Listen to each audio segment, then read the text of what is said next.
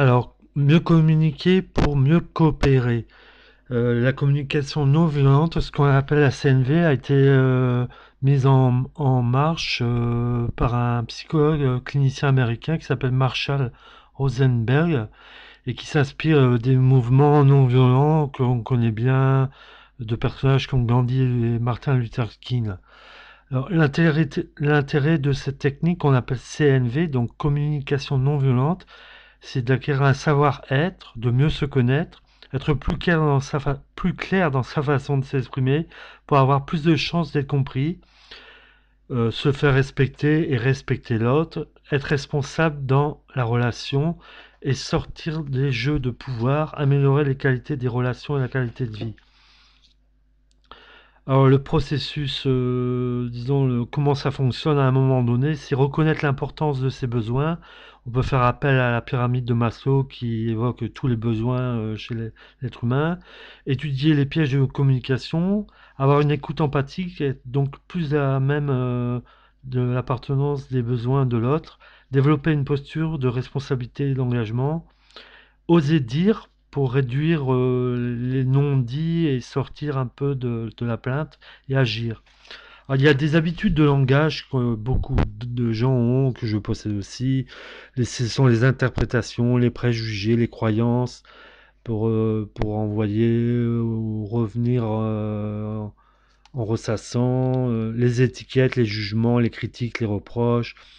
On emploie souvent un langage binaire, noir-blanc, rouge-noir. Il y a des exigences, des attentes complices, des obligations dans des rôles sociaux. On peut juger aussi de façon très manichéenne, punition, récompense.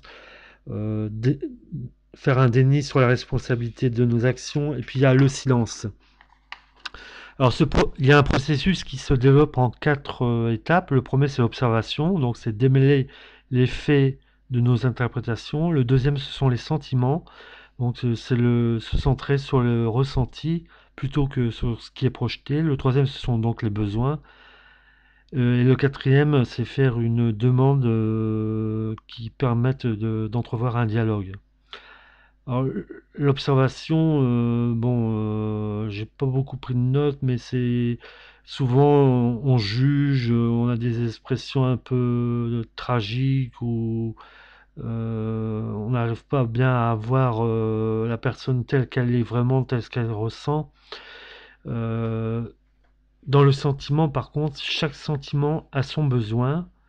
Le besoin, c'est donner du sens, et la demande, c'est soutenu par un besoin. Alors en développant un petit peu plus, l'observation, je l'ai développé un tout petit peu, mais les besoins, il y a un besoin de sécurité, d'être rassuré, un besoin d'identité, d'être reconnu dans sa différence et appartenir à un groupe. Il y a aussi une concertation, une écoute, une compréhension, une confiance mutuelle, un besoin aussi de trouver du sens pour être motivé, se sentir soutenu et afin de réaliser, d'accomplir, prendre des initiatives, reconnaître et relever le positif. Dans les demandes, il y a nos besoins qui ont un peu plus de chances d'être satisfaits. Et les types de demandes de CNV, donc de communication non violente, c'est des demandes d'action, des demandes de connexion, c'est-à-dire on reformule, par exemple, vous avez voulu dire que c'est important pour vous d'être respecté.